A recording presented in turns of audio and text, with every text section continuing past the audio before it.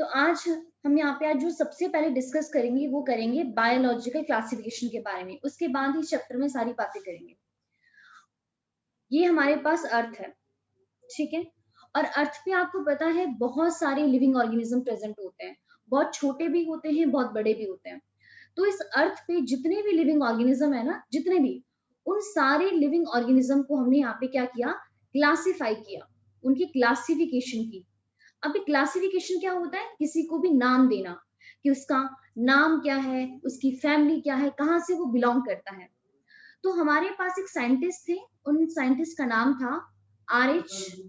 Whittaker. आपने सुना होगा इनके बारे में। तो आर.एच. विटेकर ने क्या काम किया, जितने भी इस अर्थ पे टोटल लिविंग ऑर्गेनिज्म है, उन्होंने सारे लिविंग ऑर्गेनिज्म को क्या किया, 5 किंगडम के अंदर, 5 किंगडम में क्या कर दी, उनकी क्लासिफिकेशन कर दी। तो 5 किंगडम क्लासिफिकेशन किसने प्रपोज किया था, आर.एच. विटेकर ने। एंड उन्होंने इस जितने भी लिविंग ऑर्गेनिज्म थे, 5 किंगडम कौन कौन से थे। सबसे पहला किंगडम था हमारे पास मोनेरा। सेकंड किंगडम हमारे पास था प्रोटिस्टा। थर्ड किंगडम था हमारे पास फंजाई। फोर्थ किंगडम हमारे पास है प्लांटे। एंड फिफ्थ किंगडम हमारे पास है एनिमिलिया। तो अभी हमने यहाँ पे क्या देखा कि जो आर.एच. विटेकर थे, इस अर्थ पे मान लेते हैं ये हमारे पास अर्थ है, इस अर्थ पे जितने भी लिविंग ऑर्गेनिज्म है, उन्होंने सारे लिविंग ऑर्गेनिज्म को 5 किंगडम के अंदर यहाँ पे क्या करते हैं, डिवाइड कर दिया। Monera, protista, fungi, Plantae, Animalia. लेकिन क्या हुआ एक्चुअल में, इसके बाद हमने ये देखा कि किंगडम लेवल पर भी बहुत ही ज्यादा डाइवर्सिटी है। मतलब डाइवर्सिटी का मतलब क्या होता है, वेराइटी है, बहुत ही ज्यादा वेराइटी। तो हमने इन किंगडम को भी बाद में डिवाइड कर दिया, जितने भी 5 किंगडम थे। एंड किंगडम को जब हमने डिवाइड किया, तो इसको हमने किसमें डिवाइड किया, उसको हमने नाम दे दिया डोमेन। ठीक है, ये काफी ज्यादा इंपॉर्टेंट है, आपको है नहीं, लेकिन बेसिक आपको इसके बारे में पता होना चाहिए। हमने क्या काम किया, 5 किंगडम को किसमें बाद में फर्दर डिवाइड कर दिया, डोमेन में कर दिया। तो आज हम सबसे पहले इस डोमेन के बारे में ही जानेंगे। तो हमारे पास यहाँ पे देखिए टोटल कितने डोमेन है, 3 डोमेन है। अभी हमने क्या कहा, किंगडम कितने हैं टोटल, 5 किंगडम है। सबसे पहला किंगडम है मोनेरा, फिर उसके बाद सेकंड किंगडम आता है प्रोटिस्टा, थर्ड आता है फंजाई, फोर्थ आता है प्लांटे, एंड लास्ट में आता है एनिमिलिया।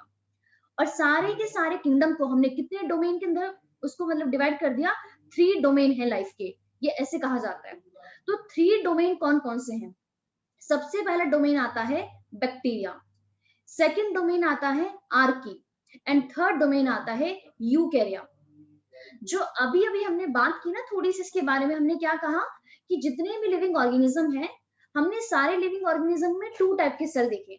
एक हमें मिला प्रोकैरियोटिक सेल, और दूसरा कौन सा हमें मिला, दूसरा सेल कौन सा था, सेकंड सेल हमारे पास था यूकैरियोटिक सेल।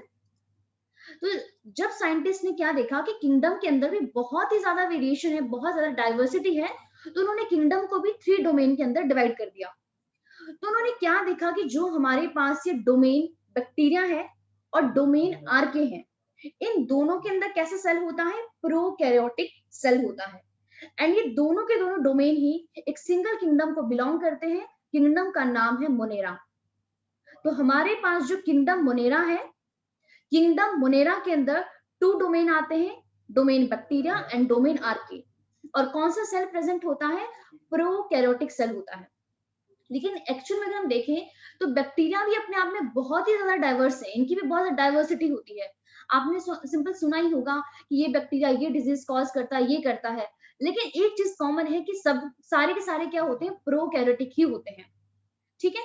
सेकंड हमारे पास जो आर्के आते हैं, जो मोनेरा के ही मेंबर हैं।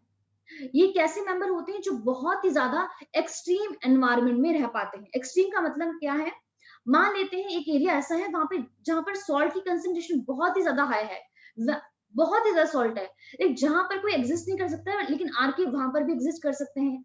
हॉट स्प्रिंग, बहुत ही ज्यादा हॉट एनवायरनमेंट है, कई कई जगह तो टेम्परेचर आपका 1000 डिग्री सेल्सियस से भी ऊपर चला जाता है, वहां पर भी आर्के आपके सर्वाइव कर पाते हैं। किसी गट में सर्वाइव करना, जैसे आपने सुना होगा मिथेनोजेंस होते हैं, जिससे मीथेन गैस बनती है, गोबर गैस, वो हमारे पास आर्के में ही आते हैं। तो जो बहुत ही ज्यादा हार्श हैबिटेट में रह पाते हैं, उनके अंदर भी हमने क्या देखा कि प्रोकैरियोटिक सेल ही होता है, बहुत ही सिंपल सेल होता है। लेकिन हमारे पास ये जो डोमेन यूकैरिया है, बाकी जो बचे हुए किंगडम है ना, कौन कौन से, protista, fungi, Plantae and animalia, ये चारों के चारों किंगडम कहाँ पे आते हैं, डोमेन यूकैरिया के अंडर ही आते हैं। इस चीज का भी ध्यान रखना, मोनेरा के सारे मेंबर में अगर आपसे कोई पूछे कि इनका सेल कैसा होता है, यूनिसेलुलर होता है कि मल्टी सेलुलर होता है, तो मोनेरा के सारे मेंबर क्या होते हैं, यूनिसेलुलर होते हैं। पहला पॉइंट तो यूनिसेलुलर है, और सेकंड कैसे है, प्रोकैरियोटिक सेल होता है। लेकिन जो डोमेन यूकैरिया है, हमने क्या देखा, ये सारे के सारे इनमें सेल कैसा होता है, यूकैरियोटिक। लेकिन इसमें एक चीज का ध्यान रखना, kingdom Plantae, kingdom fungi and kingdom animalia में ही सेल कैसा होता है, मल्टी सेलुलर होता है। मतलब फंजाई, प्लांट, एनिमेलिया, ये सारे के सारे क्या है, यूकैरियोटिक तो सारे ही है, लेकिन सेल कैसा होता है, मल्टी सेलुलर। मतलब इनकी बॉडी किससे बनती है, मल्टीपल टाइप के सेल से बनती है। लेकिन जो किंगडम प्रोटिस्टा है, यूकैरियोटिक है, लेकिन जब हमने सेल देखा तो सेल हमने देखा यूनिसेलुलर होता है। इसका ध्यान रखना। तो आप यहाँ पे देख सकते हो, किंगडम प्लांटे में हमारे पास प्लांट के मेंबर चले आते हैं, लेकिन सारे कैसे होते हैं, मल्टी सेलुलर और यूकैरियोट होते हैं। किंगडम फंजाई भी आपका क्या है, हमारे पास यूकैरियोटिक है और साथ में कैसा होता है, मल्टी सेलुलर। किंगडम एनिमेलिया भी मल्टी सेलुलर है, लेकिन साथ में क्या होता है, यूकैरियोटिक। बट प्रोटिस्टा कैसे होते हैं, यूनिसेलुलर यूकैरियोट है। ये बहुत ही इंपॉर्टेंट क्वेश्चन है, काफी बार पूछा जाता है कि ऐसे किंगडम के बारे में बताइए जो आपका सिंगल सेल्ड है बट यूकैरियोट है। तो सिंगल सेल्ड को क्या हम कहते हैं, यूनिसेलुलर ही तो कहते हैं, लेकिन वो किसको बिलोंग करता है, आपका डोमेन यूकैरिया को ही बिलोंग करता है। तो आप देखिए यहाँ पे वही चीजें लिखी गई जो अभी अभी हमने यहाँ पे पढ़ी। क्या है, देखिए क्या लिखा, 3 डोमेन है लाइफ के। तो डोमेन क्या होता है, जब हमने किंगडम को भी क्या कर दिया, जितने भी किंगडम के अंदर लाइफ है उसको भी हमने ग्रुप कर दिया, उसकी हमने क्लासिफिकेशन कर दी, 3 हाई लेवल ऑफ क्लासिफिकेशन, जिनको कहते हैं डोमेन। तो कौन कौन से डोमेन है, बैक्टीरिया, आर्के एंड यू एंड आपका यूकैरिया। The organism making up 2 of the 3 domain. मतलब 2 डोमेन कौन कौन बना रहा है, एक बना रहा है बैक्टीरिया, दूसरा बना रहा है आर्किया। और इन दोनों में सेल कैसा होता है, ये दोनों होते हैं हमारे पास प्रोकैरियोटिक। बट जितने भी यूकैरियोट हैं, यूकैरियोट किन्हें कहेंगे, ऐसे ऑर्गेनिज्म जिनके अंदर कैसा सेल होता है, यूकैरियोटिक सेल होता है। हमने उसको कौन से ग्रुप में रखा है, डोमेन यूकैरिया के अंडर रखा है। द डोमेन, अब देखिए डोमेन यूकैरिया के अंदर कौन से 3 किंगडम है जो आपके मल्टी सेलुलर है, kingdom Plantae, fungi and Animalia. लेकिन सिंगल सेल्ड है यूकैरियोट, उसका नाम है प्रोटिस्टा। तो ध्यान रखना है इसके बारे में। अब सबसे पहले आप मुझे ये बताइए, आपको डोमेन के बारे में पता चला, इनके बारे में पता चला कि ये डोमेन बैक्टीरिया क्या है, आर्के क्या है, यूकैरिया क्या है, और ये 5 किंगडम क्या है, कौन कौन से जितनी भी लिविंग ऑर्गेनिज्म है उनकी डाइवर्सिटी को हमने यहाँ पे 5 किंगडम के अंदर डिवाइड कर दिया। 5 किंगडम है एंड डोमेन है टोटल 3। तो कई बार हम कंफ्यूज हो जाते हैं कि डोमेन क्या है और यहाँ पे किंगडम क्या है, बताइए।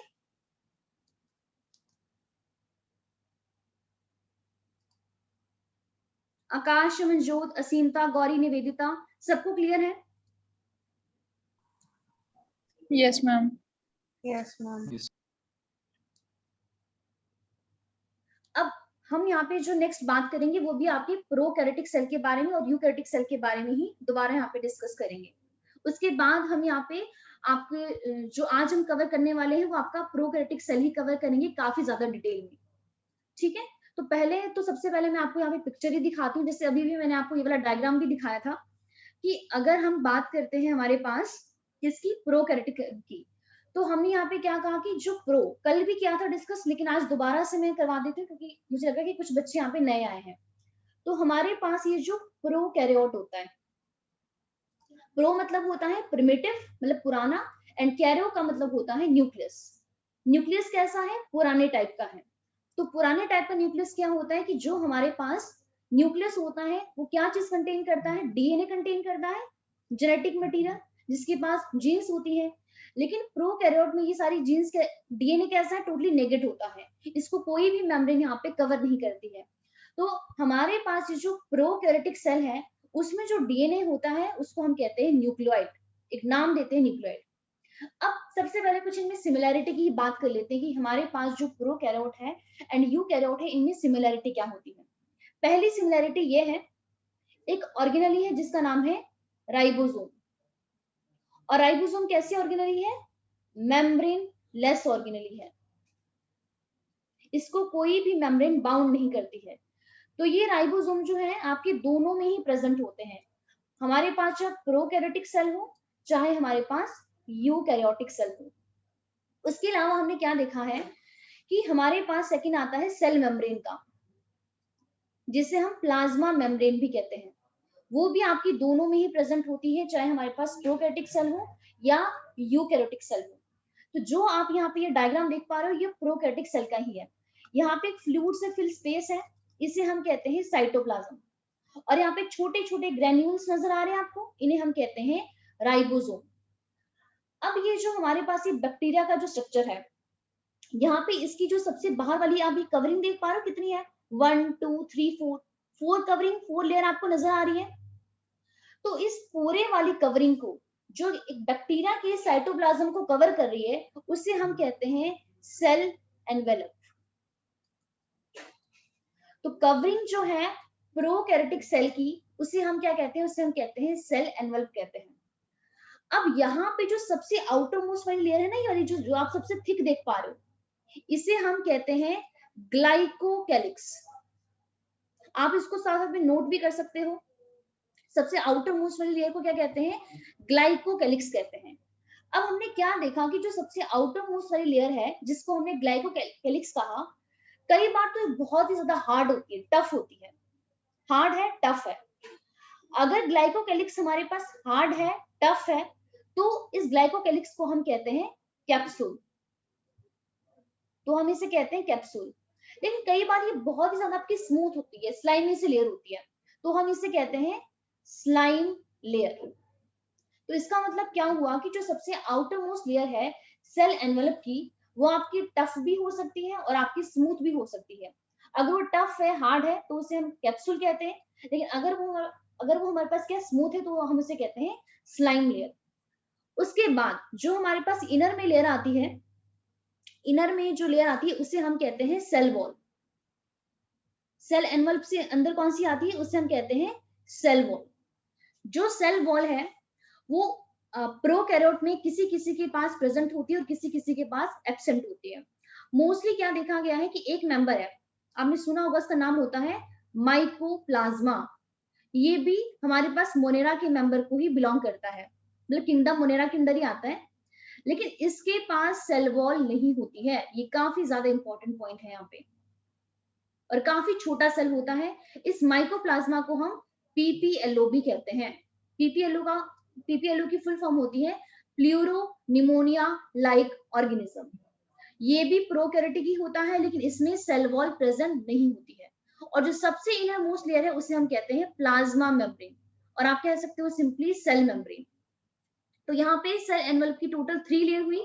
सबसे आउटर मोस्ट ग्लाइकोकैलिक्स, उसके बाद आती है सेल वॉल, और जो सबसे इनर में आती है ना, यहाँ पे सबसे इनर में, इसको हम बोलते हैं सेल मेम्ब्रेन और प्लाज्मा मेम्ब्रेन। ठीक है। अब उसके बाद यहाँ पे हमारे पास कुछ बैक्टीरिया क्या होते हैं, मूव कर सकते हैं, एक जगह से दूसरी जगह पे चल फिर सकते हैं। तो चलने फिरने के लिए इसके पास क्या होता है, एक बहुत ही लॉन्ग टेल होती है, इसे हम कहते हैं फ्लैजेला। तो जो बैक्टीरिया मोटाइल होते हैं, मतलब मूव कर सकते हैं, उनके पास हमने ये फ्लैजेला देखा है। लेकिन ऐसे बैक्टीरिया जो मूव नहीं कर सकते, उसमें फ्लैजेला नहीं होता है। तो जरूरी नहीं है कि जितने भी प्रोकैरियोटिक सेल हो या हमारे पास बैक्टीरिया के मेंबर हो, उन सब में फ्लैजेला प्रेजेंट हुई हो। उसके अलावा आप यहाँ पे ये देख पा रहे हो, ये कुछ हेयर लाइक ग्रोथ ब्रिसल्स देख पा रहे हो। इन ब्रिसल्स को हम कहते हैं पाइलस। तो पाइलस क्या होता है, ये हेल्प करता है जब भी बैक्टीरिया किसी भी होस्ट की बॉडी में अटैच होता है, तो पाइलस का काम होता है अटैचमेंट प्रोवाइड करना। जैसे हमें क्या हो जाता है, कई बार बैक्टीरियल इन्फेक्शन हो जाता है, तो हम कहते हैं बैक्टीरिया का नंबर काफी ज्यादा हाई हो गया है। तो एक्चुअली में वो हमारी बॉडी में अटैच कैसे होता है, इस पिलाई की हेल्प से। तो पिलाई का एक काम होता है, पिलाई कह लो या फिर आप इसे पाइलस कह लो, एक काम होता है अटैचमेंट करना। दूसरा काम इसका क्या होता है, दूसरा काम इसका होता है रिप्रोडक्शन में भी ये पार्टिसिपेट करता है, जब बैक्टीरिया रिप्रोडक्शन करता है।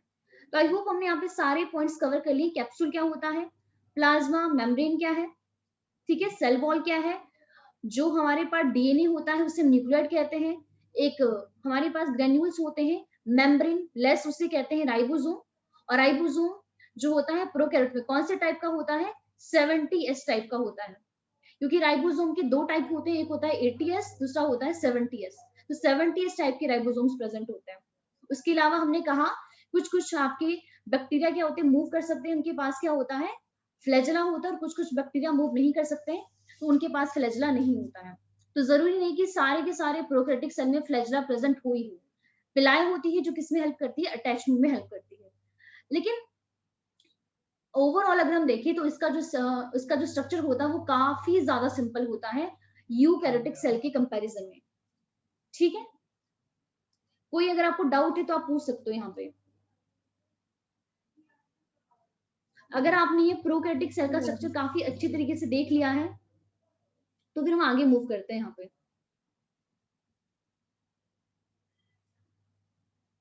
अब आप साथ में यहाँ पे ये वाला स्ट्रक्चर देखिए, जो अभी अभी हमने देखा भी था। पहले चलो आप प्लांट सेल का ही देख लो, कल भी हमने ये वाली सारी फिगर्स ऐसे देखी थी, बट दोबारा जिसको रिवाइज कर लेते हैं। अब देखिए, जो आप ये वाला डायग्राम देख पा रहे हो, ये हमारे पास यूकैरियोटिक सेल का डायग्राम है। एंड जो यूकैरियोट के जो मेंबर होते हैं, प्लांट्स भी होते हैं, एनिमल्स भी होते हैं, लेकिन पहले हम बात करेंगे यहाँ पे गौरी ग्लाइकोकेलिक्स आपकी सबसे आउटर लेयर होती है, मिडल नहीं होती है। मिडल में होती है हमारे पास सेल वॉल, सबसे आउटर में ग्लाइकोकेलिक्स है, मिडल में सेल वॉल है, और सबसे इनर मोस्ट में होती है सेल मेम्ब्रेन। ठीक है, उसके बाद हमने बात की कि जो हमारे यूकैरियोट होते हैं, यूकैरियोट में हमारे पास फंजाई भी होता है, प्रोटिस्टा भी होता है, प्लांटे भी होता है, और एनिमेलिया भी होता है। लेकिन यहाँ पर जो भी हम दो स्ट्रक्चर देखेंगे वो देखेंगे एक प्लांट का और दूसरा देखेंगे एनिमल का। जो आप यहाँ पे ये पिक्चर देख पा रहे हो, ये हमारे पास प्लांट सेल है। जब भी आप कोई भी प्लांट का मटेरियल लेते हो, आप उसकी रूट ले लो, शूट ले लो, लीफ ले लो, कोई भी पार्ट ले लो, तो हमें बैक्टीरिया कुछ सॉरी हमें प्लांट ना कुछ अंदर से इस तरीके से नजर आता है।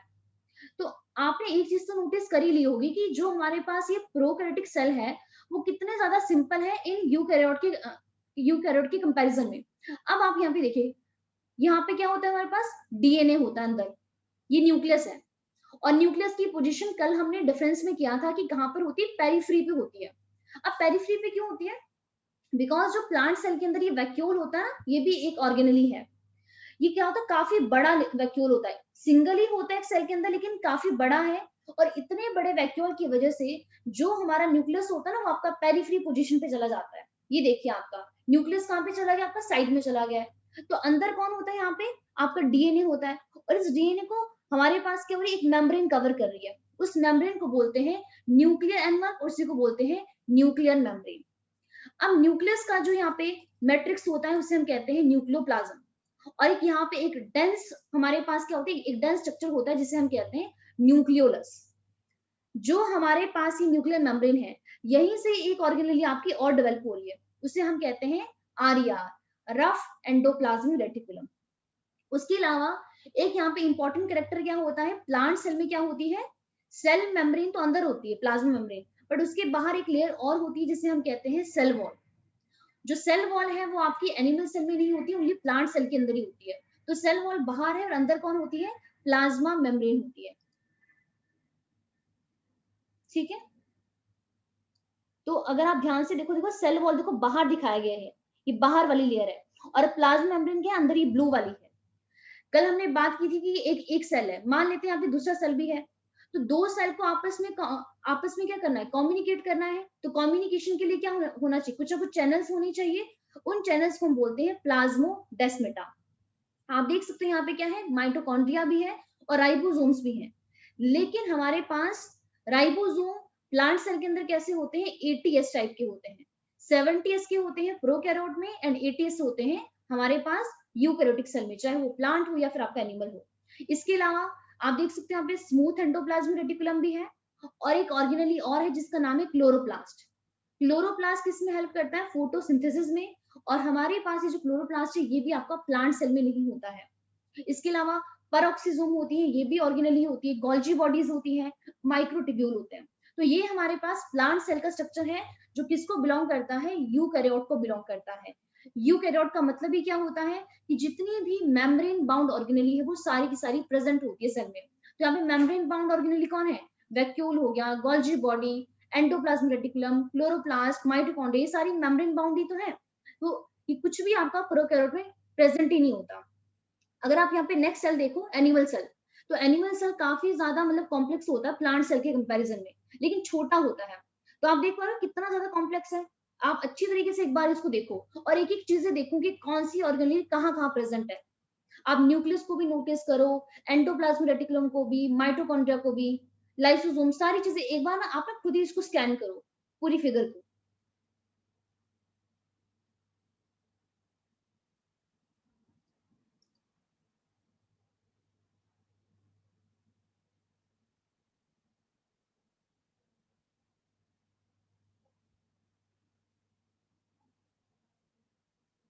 और एक चीज भी जरूर नोटिस करना, अगर आपने प्लांट सेल देखा था तो प्लांट सेल में आपने एक चीज नोटिस की थी कि जो हमारा न्यूक्लियस है वो कहाँ पे होता है? पेरिफ्री पे होता है। लेकिन इसका जो न्यूक्लियस होता है आपका सेंटर में होता है, क्योंकि यहाँ पर उतना बड़ा वैक्यूल प्रेजेंट नहीं होता है। वहां पे वैक्यूल की होने की वजह से न्यूक्लियस हमारा पेरिफ्री पे चला जाता है।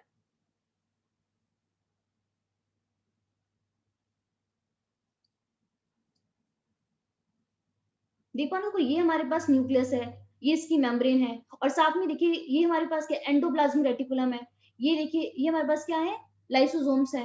ये माइटोकॉन्ड्रिया है, ये गोल्जी बॉडी है, ये भी अगेन माइटोकॉन्ड्रिया है, और ये स्मूथ एंडोप्लाज्मिक रेटिकुलम है। मतलब कितना कुछ यहाँ पे प्रेजेंट है यूकैरियोट में। तो इससे ही आपको पता चलता है कि यूकैरियोट आपके काफी ज्यादा कॉम्प्लेक्स है और प्रोकैरियोट तो आपके बहुत ही स्मॉल होते हैं, काफी ज्यादा सिंपल होते हैं आपके मतलब प्रोकैरियोट के कंपैरिजन में। एक बार स्कैन कर लिया आपने, अच्छे तरीके से देख लिया फिगर को? Yes, ma'am. अगर आप और फिगर देखना चाहते हो, आप यहाँ पर भी देख सकते हो। ये भी अभी हमने देखा था कि एनिमल सेल है, सारी ऑर्गेनेली मतलब काफी ज्यादा कॉम्पैक्ट भी होता है। और यहाँ पे आई थिंक, हाँ देखो ये हमारे पास प्लांट सेल है, तो यहाँ पे भी आपको अच्छी तरीके से नजर आ रहा है कि ये कौन है, ये हमारे पास वैक्यूल है। तो देखियो वैक्यूल हमेशा सेंटर में होता है और इतना बड़ा होता है कि ये न्यूक्लियस को साइड में कर देता है। इसीलिए प्लांट सेल का न्यूक्लियस कहाँ पे होता है? उसके पेरिफ्री पे। ये देखिए क्लोरोप्लास्ट, कितने सारे क्लोरोप्लास्ट है, तभी वो फोटोसिंथेसिस कर पाते हैं। माइटोकॉन्ड्रिया, गोल्जी बॉडी, और ये देखिए आपके यहाँ पे सारे सेल हैं, आपस में कैसे कम्युनिकेशन करेंगे? यहाँ पे कौन सा कनेक्शन होता है, इसको क्या बोलते हैं? प्लाज्मोडेस्माटा। तो एक बार आप, मैं चाहती हूँ कि आप इसको अच्छे तरीके से स्कैन करो। अगर आप नोट करना चाहते हो वो भी कर सकते हो। मैं इसको थोड़ा छोटा कर देती हूँ, यहाँ पे सारे फंक्शन भी लिखे गए यहाँ पे कि यहाँ पे जो जो स्ट्रक्चर प्रेजेंट है उनका क्या क्या फंक्शन होता है। और आप ये भी चीज नोटिस करना कि ओनली राइबोसोम ही, ये बार बार हम मेंशन कर रहे हैं कि राइबोसोम ही एक ऐसी ऑर्गेनेली है जो आपकी प्रोकैरियोट एंड यूकैरियोट दोनों में ही प्रेजेंट होती है। लेकिन फर्क क्या है कि 70s होते हैं प्रो में और आपके 80s होते हैं यूकैरियोट के अंदर। ठीक है, अगर आप सारी एक बार इसको अच्छे तरीके से देख लिया है, अगर आप कोई भी और फिगर देखना चाहते हो मुझे बता दो, नहीं तो फिर हम आगे मूव करते हैं। Ma'am, ribosomes are membraneless. हाँ बिल्कुल, ये मैंने आपको कल भी बताया था ना कि राइबोसोम्स एक ऐसी ऑर्गेनेली होती है जो आपकी मेम्ब्रेनलेस होती है। यही रीजन है कि वो आपका ओनली प्रोकैरियोट में ही होती है, मतलब प्रोकैरियोट में भी होती है, क्योंकि हम वहाँ पे एक लाइन बहुत ही बार अच्छे तरीके से पढ़ते हैं कि membrane bound organelle are absent in the prokaryote. तो राइबोसोम कैसी होती है? मेम्ब्रेनलेस होती है, इसीलिए वो दोनों में ही प्रेजेंट है। लेकिन टाइप इसके दो दो होते हैं, एक होता है 70s, दूसरा होता है 80s। तो 70s प्रेजेंट होता है प्रो में और 80s होता है हमारे पास यूकैरियोट में। एस क्या होता है उसको भी बाद में देखेंगे। मुझे बता दीजिए कि अगर एक बार आपने अच्छे तरीके से इसको स्कैन कर लिया तो फिर हम आगे करते हैं। फिर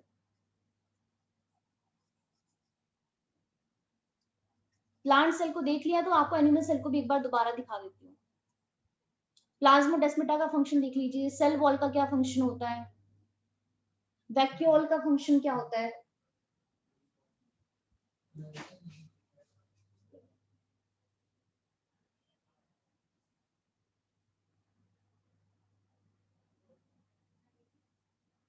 और आप यहाँ पर भी देख सकते हो नीचे एक डायग्राम और, ये देखिए अगर आप किसी भी सेल को, अगर आप, जैसे हमने यहाँ पे प्लांट सेल लिया है, तो एक्चुअली जब आप, अगर आप अपनी क्लास में कोई भी एक्सपेरिमेंट कर रहे हो ना, तो आपने जो भी ऊपर देखा आपको ये नहीं नजर आएगा, क्योंकि ये तो इसको तो हमें काफी अच्छा माइक्रोस्कोप चाहिए, लेकिन आपको ये वाला स्ट्रक्चर यहाँ पे जरूर विजिबल होगा, ये वाला,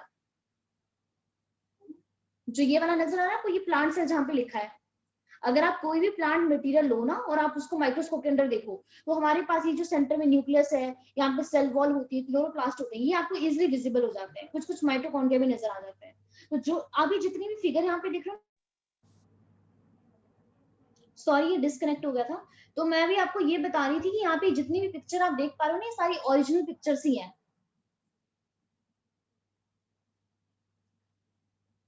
देखो ये आपकी एक वीड होती है जिसका ये मतलब जिसको दिखाया गया है यहाँ पे, और ये हमारे पास एल्गी है, एल्गी का नाम है क्लैमिडोमोनास। तो एल्गी भी हमारे पास प्लांट को ही बिलोंग करती है ना, तो देखो आप यहाँ पे भी देख सकते हो कि क्लोरोप्लास्ट है, सेल वॉल है, वैक्यूल होता है, न्यूक्लियस है, और यहाँ पे फ्लैजेला भी होते हैं।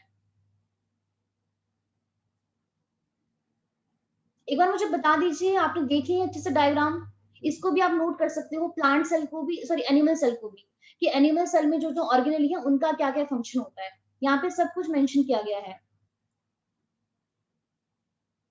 लेकिन आप इसको, मैं चाहती हूँ कि एक बार आप इसको खुद ही रीड कीजिए। मैं इसको एक बार रब कर देती हूँ, आप इसको अच्छी तरीके से रीड कीजिए। अगर कोई भी डाउट हो तो आप पूछ सकते हो।